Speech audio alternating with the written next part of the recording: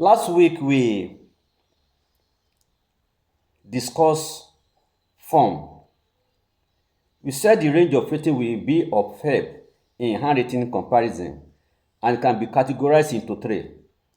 The first one is form, second one movement, and the third one spatial relationship.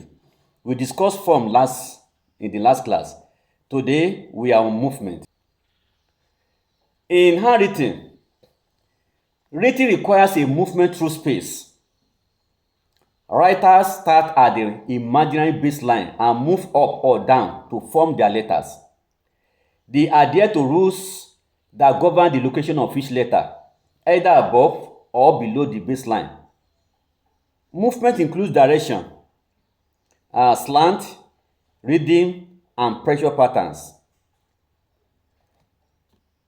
Every individual writers can be identified using the combination of all these characteristics that may show up in their writing. For example, the slant of every individual writer is different, is unique, rhythm is unique, and pressure patterns are unique to every individual writers. Slant refers to the direction in which the writing leans. It may lean to the right or to the left, or it may be vertical. At times, slant may also be variable. If you look at the screen, look at it. These are handwritings of three different writers. The first writer has his handwriting lean towards the right. That is a front slant. So the second one has his handwriting leans towards left. That is back slant. And the third writer has his own vertical. At times, slant may be referred to as a slope. When a writer tries to disguise their handwriting, that individual will usually change the slant because that will change the pictorial effect of the writing. So, who writes a note? Who owns a handwriting? So, we have to take note of that. Let's move further. Look at my screen and see a sample of a front slant or slant that is to the right. Look at it. Look at this. Then this is another one. This one is vertical. Let's move forward. The next one is reading. Reading refers to the writer's consistency of the slant combined with the even return to the baseline. Consistency of the slant combined with the even return to the baseline. Reading is usually disrupted when a writer attempts to copy another's handwriting and may be one of the significant factors in the identification of a forgery. Reading is peculiar to everyone. There are some that, as you have it on the screen, we have their writings and their handwritings that is on the line, all through on the line. And there are some that when they write, it starts from somewhere like from the middle, then later move down on the line. Then the next line, you see it repeating itself like that. Then you have some that will start from the line, moving upward, then coming down to the line like wave. Then the next line, it will continue like that. That is the reading. So it is consistent. It is consistent in writers, in everyone's writing. There are two types of pressure in handwriting. The grip pressure, which refers to the hand grasp on the written instrument, and the amount of pressure used to push the pen across the paper. So, this varies for different writers from light to heavy. The written instrument will not function properly if the pressure is too heavy or too light. So, writers try as much as possible to stay between, not too heavy and not too light. Most writers apply lighter pressure on upstroke. Upstroke is the stroke that you have when you are moving your pen away from you on the paper. That is upstroke. As in when you want to write something like you has two horns. Let me use that one. The first one, you bring the first stroke down. You bring that initial stroke down. Then you take it to the left. As you are taking it back to the as you are taking it up again. That up is upstroke. That second one is upstroke. So that's an example. The pressure patterns are individualized and subconscious, therefore becoming strong identifying factors in handwriting. Very, very strong identifying factors in handwriting. When the pen comes in contact with paper, it indents the paper. The written surface affects the depth of the indentation in the paper. A hard surface reduces the indentation, and a soft surface allows deeper embossing of the line. Let me say this.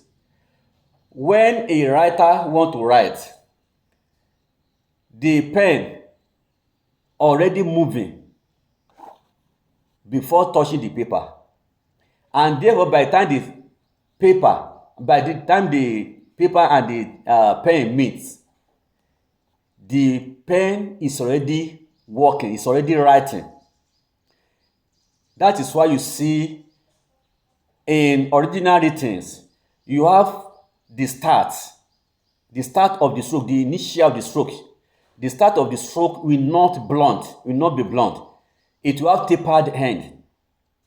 And along the line, you see very thickness of the line, showing that the pressure is changing. When you have pressure, when you have a hard pressure or high pressure, then you will have the ink dropping much ink, making the line to appear thick. Then when you are having light pressure, you have less ink being dropped by the pen, making the line that it forms to have less ink and therefore thinner line. So always you will see varied pressure indicated by different sizes of the line, various thickness of the line, of the strokes. Look at the screen. On my screen, you have these two signatures. Ordinarily on paper, when they are not enlarged, they look similar. But by the time you enlarge them, then you can see some things that I will be explaining. Look at it. On my left, a signature that was rapidly written, because every signature, because it is from the brain, they are written more or less faster. And every copied signature or copied handwriting is like artistic work. Therefore, the writer will write slowly. Except in a case where the signature is too simple, too simplified, that the forger can look at it and practice it several times and become part of him. Apart from that one, all complex or normal signature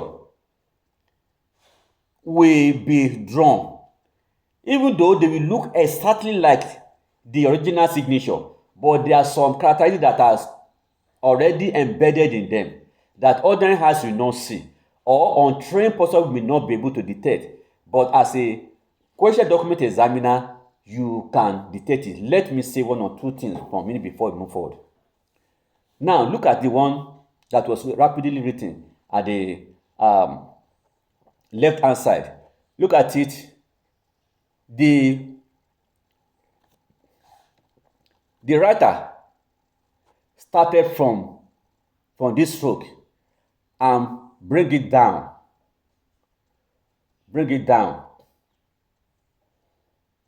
On getting to this place, because the you can see this place is thick while this place is thin, while the down part is thin, is as a result of the fact that the pressure changes on getting it changed to light.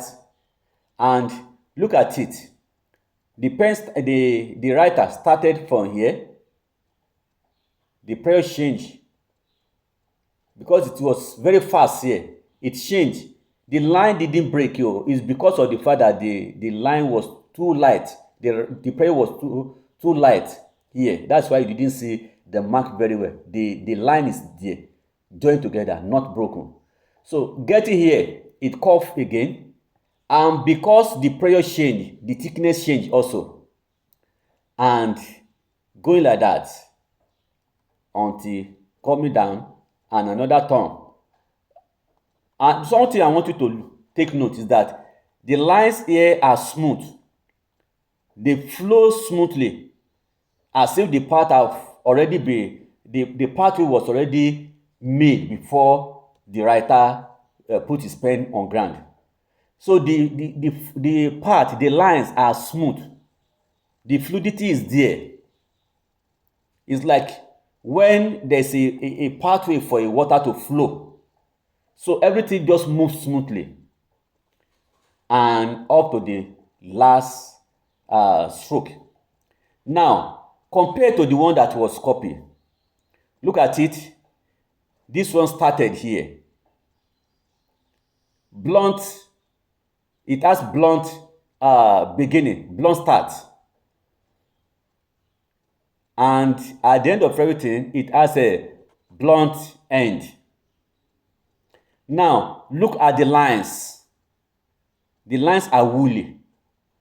The lines are woolly. It was as if the hand of the writer was shaking, wavering form, wavering lines. So that is what we call tremor. That wavering lines, or the form that look as if the hand of the writer was shaking while writing it, is what we call tremor. So there's tremor here. Why this one has no tremor? A copied or slow written, we have a tremor. A slow written, we have tremor. In a normal written, you don't have tremor, except when the writer is sick, or the writer is under pressure, or when the writer is aged and his central nervous system has been affected because of age. So aging can affect handwriting and can make it to have tremor. But aside from age or sickness, or somebody that is under duress, maybe a gun is pointed to somebody to write, those things will not appear there. It won't appear. So you have fluidity of the lines. You have a tapered end of the stroke in natural signature. The signature that is signed by original writer is known as a natural signature, because what you are writing is from your brain. What the writer is writing is from his brain. It's not copying from another document. But the forger is copying from another document, and it's not written that thing from the brain. So it's not the central nervous system that is actually controlling what he was written, that is 100% in control. He was copying from another place. Let's move forward. We said pressure will always affect line quality and the speed. The line quality and the speed. The pressure, if the pressure is too high, the speed will be slow. If the pressure is too light, the speed will be very fast. Too much pressure or too low pressure can affect the speed. And whether the pressure is too high or normal or too low, it will always affect the line quality. Look at the screen. Look, by the time you look at the F, these two F, the little one, the upper ones, you can see that both of them they look alike. But after enlarging them, you can see some things in them that ordinary eyes wouldn't have been able to locate. Look at this one. You can see where this one starts. It has a tapered end. That is, the pen, before touching the ground, before touching this place, has started written. That is why you see the end of the beginning that is tapered, that is very thin. A line that is thinner than the normal line. Then before you start seeing the thick line, then it moves like that. Moves like that. At this corner, the thing moves smoothly. Then until it reach this place. And if you look at the end also is tapered. Look at the bar, this cross bar that is placed on this stroke. Look at it. The line started from a tapered end, move upward before the real line starts, then end here. The line is smooth and we have tapered ends. But come and look at this other one at the right hand side. You can see the copied one. Even though it's not, this is not shown to ordinary eyes if it is not under magnification of any instrument. Look at it. The beginning is thick. And look at the rough edge here. Look at it. Look at it. When you get to this place, you can see the bottom is thick compared to this one. I mean, the end is thick. Look at this one now. This one starts from here, woolly lines, and ended as a thick line, because when the folder is drawing, the first thing is that it first of all put the pen on the paper and look at where you want to copy from. From that, before he lifts his pen to begin to write, the pen has already dropped. And when he finishes, he will not lift his pen before look. He will first of all look at the place where he's copying from before he's satisfied that yes, I've done the right thing, and then lift his pen. Then that's where you have a drop of ink at the end that make it thick. That is why it's thick at the end here, and we call that one blob. So blob are the places where blob is not supposed to be. It's a sign of forgery. Let's keep that one aside. Also look at this words that is written here. It was the same pen that were given to the writers. The same pen, the same paper. After the written, look at what they produce. This one, because he was copying this person, he copied this person, and because he was copying, he has to write slowly so as to make sure that he writes something that will resemble this one, resemble the original. So in doing so, he has to write slowly, and in writing slowly, something will crop up that will be indicators of forgery. So anything that will indicate slow writing in a person that you are not expecting to write slowly will be a red flag to forgery. Look at it. Here we have a tapered end. At the first olomu we have here, that's this U, this last U in olomu here. You have tapered end.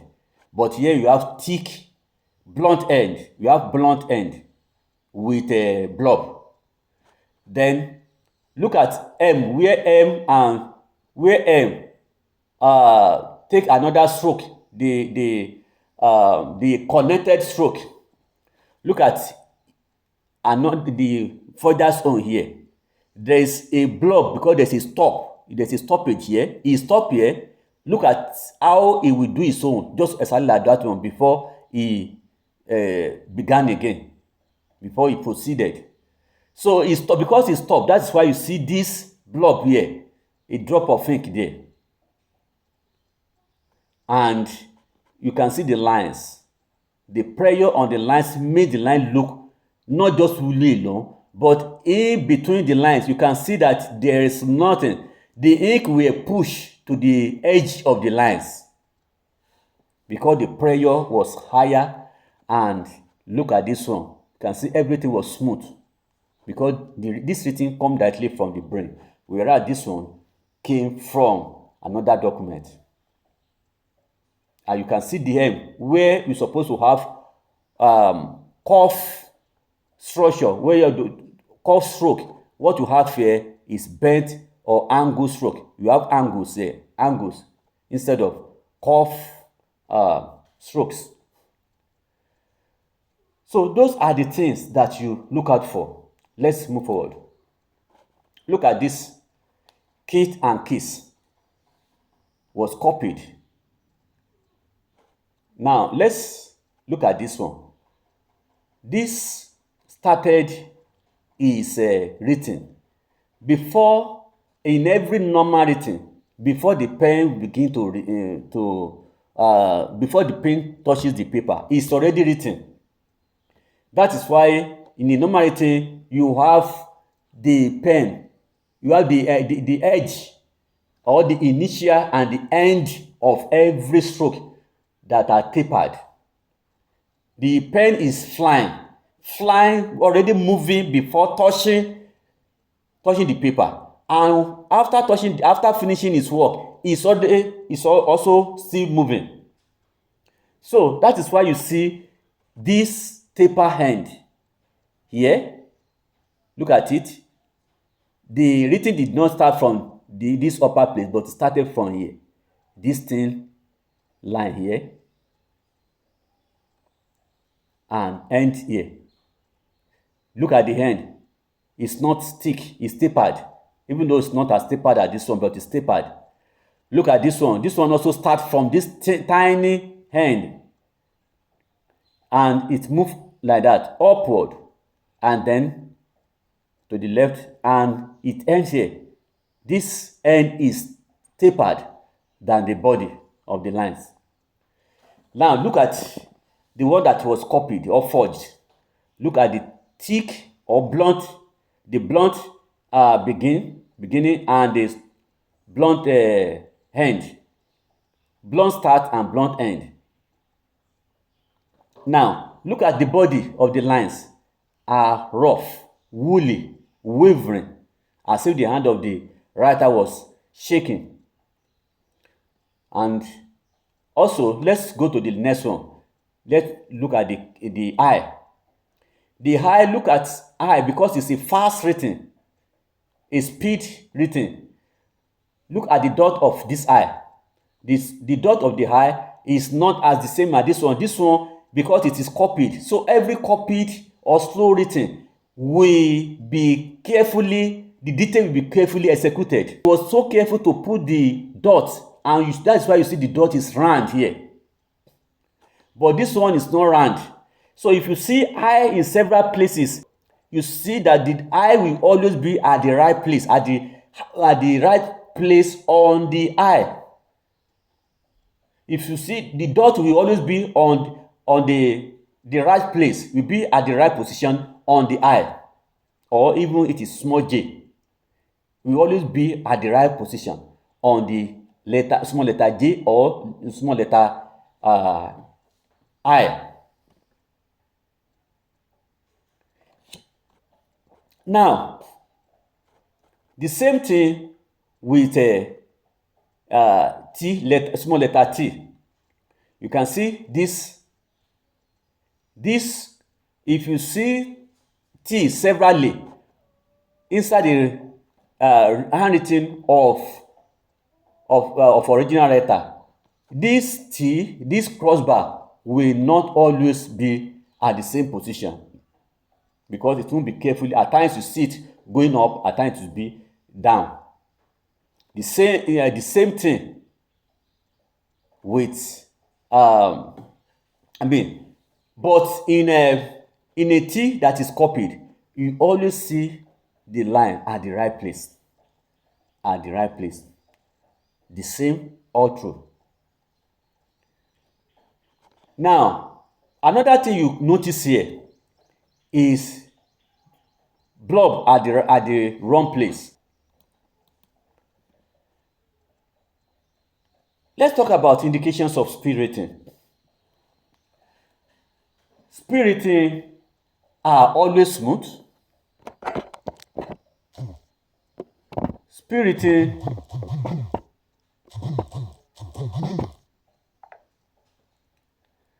speed ratings are always smooth with unbroken strokes and rounded forms. They are smooth with unbroken strokes and rounded forms.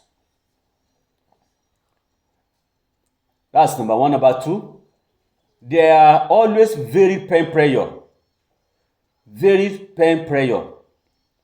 I told us that pen pressure will be indicated by varied thickness of the line. Where you have light pressure, then you have the pen will drop less ink, thereby making the line to appear less thicker or thinner. Then when you have thick pressure, high pressure, then you have the pen will drop ink, much ink, and we make the line to appear thicker.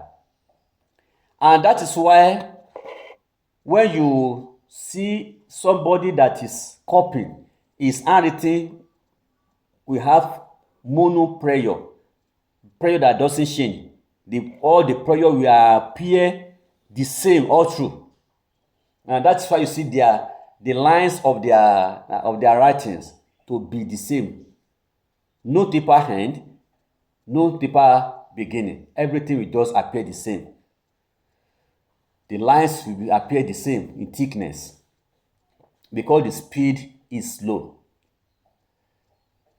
Then number three, there's marked uncertainty as to the position of the dots of the letter J, letter I, and crossbar of small t. That is indication, the third number of indications of speed rating. There's a marked uncertainty as to the position of the dots of the letter J, letter I, and crossbar of small t. You cannot say, because if you see several J's, that's a small letter J, or several letter I, small letter I in their ratings, you can see that you cannot even predict where they will put the next one, because the way they put it, because they are writing fastly, it will vary. And the dots on this their J letter, small letter J and I, will not always be round, but that of slow rating will always be round, and you can the position will be at the normal place every time. Number four, there's going to be great difference in emphasis between up strokes and down strokes. I said the up stroke is when you are writing and the pen is moving away from you.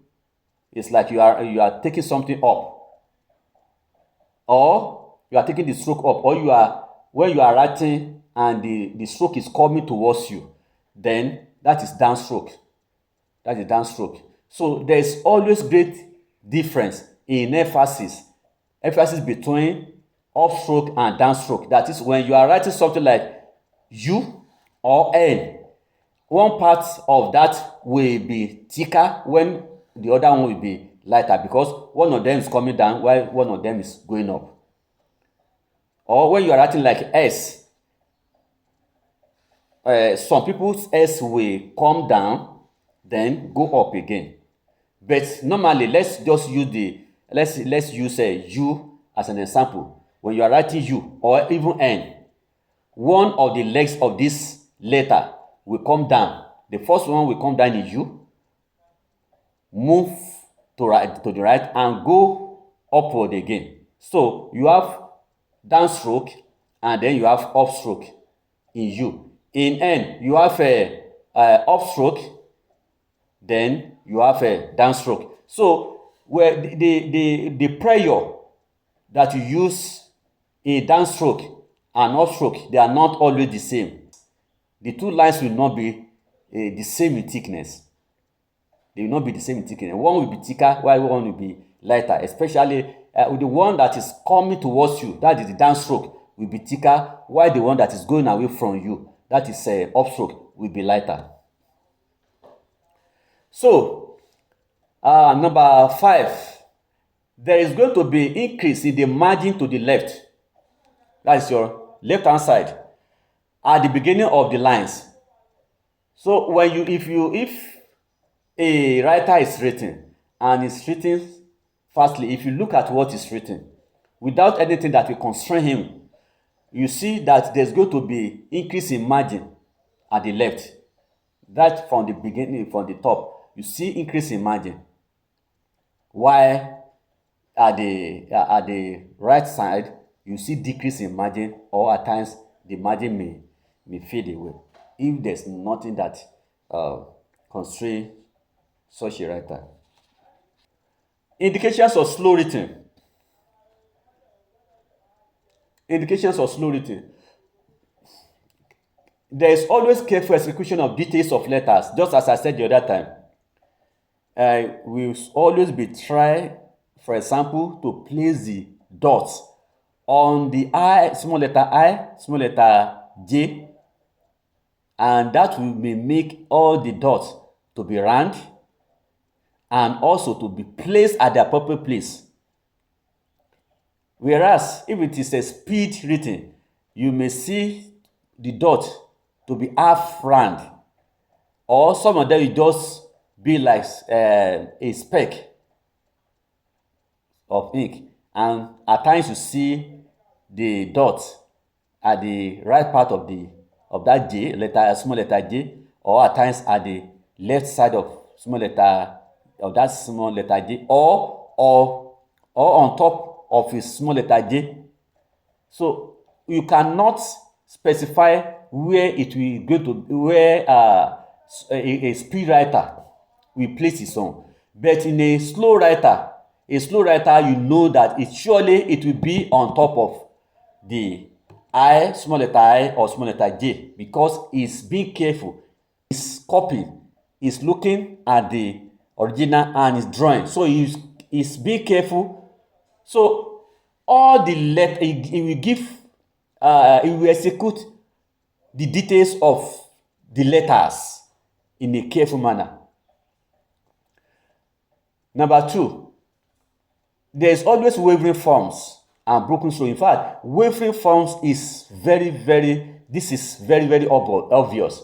It will be very, very obvious. That is when you look at it under, when you enlarge it using any of the devices, maybe your lens from your microscope or the magnifying lens, or you send it to a system to enlarge it. So when you enlarge it, you see the wavering forms, but ordinarily speaking, you may not see it with ordinary eyes. Unaided eyes may not see the wavering forms. So wavering forms will appear in the letters, in the comma, in the punctuation, in the stroke that join, in the initial stroke, and some other ones. All the stroke, you see wavering forms. Then you see broken strokes, where you are not supposed to see broken lines, because the folder is looking at the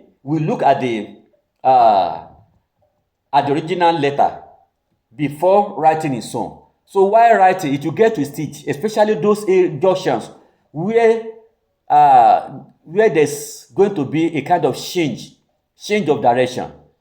So they have to look at it so that for them to form it the way the way the original writer form it. So the forger may do two things: may either just stop and allow his pen to be on the paper, which will make a drop of ink from the pen to drop on the line. We call it blob, before he move forward, before he proceed in his written or drawing. In that case, it is just going to be the same line, that is the same stroke that he continues, but the blob will be on the line where there's no supposed to be any blob. Then another thing you may see, another thing he may do is that he may lift his pen. He may lift his pen because he's hesitating whether to move forward or whether to do it this way or that way. He will lift his pen, and we call that he will lift his pen, and while returning back to his work, putting the pen down, the pen will not actually join the line that he was bringing. There's going to be a gap between the line and the new line, the old line and the new line. And therefore, that gap, because ordinary eyes may not be able to see it, he will just continue his work. So the gap is what we call pen lift or hesitation. Pen lift or hesitation. So the pen lift will be there where there's not supposed to be pen lift. He will continue until he finishes his work. So the broken strokes, the pen lift is an indication of forgery. We will still come to that one in the other classes. We will still treat forgery. Then another indication is sinking lines. The line, instead of rising lines, what you have is sinking lines. Then we have ornament of flushing connections, because the forger, we want to make everything look pictorial correct. Indication is that there's going to be a lot of ornament and flourishing connections. Ornament and flourishing connections. The connections, if the original written has connections, as is connected, maybe there's connection between the words, his own will have ornament and flourishing connection, because he cannot do it the way that person will have it. So he go to do embellishment that will give ornament and flourishing connections to his written, to his forged written. And not the fifth indications of slow written. There's not going to be difference in emphasis in upstroke and downstroke, and the reason is because of the fact that the prayer is the same. Since the forger is written, is drawing, is an artistic work. What he's doing is an artistic work. The written is not from his brain. He's copying from another document. Therefore, he's drawing it, and because he's drawing and want the picture of the original written to be the same like the picture of his own forged written, he will be slow and be careful. And because he's slow, the prayer will be the same all through. So there's not going to be any difference in emphasis in upstroke and downstrokes. If you write U, the lines of the U will always be of the same thickness. Number 6, frequent pauses by meaningless blobs, angles, divided letters, and retouches. On slow written, you see meaningless blobs. We are not expecting any blobs to be there. There's no reason for blobs to be there, which means the writer, the forger, was pausing. He paused, therefore blob appeared there. He will go to another place, he will pause, and blob will appear there. So there you have blobs where they are not supposed to be blobs. Then where there's supposed to be round forms, what you see there is angles. Then you have divided letters. A letter will be divided instead of continuing. So, and retouches, when you have retouches happen mostly when you have broken lines, where there's not supposed to be broken lines, then broken strokes. Then the forger will want to join the lines so that it won't appear to any reader that the lines that are broken uh, is pointing to something. So they want to join it. That's why you have retouches with a line or two to patch up their error. This is where we are going to stop this today. So next class we discuss partial relationship. Thank you. Please go to the classroom. You see the material there, the two material.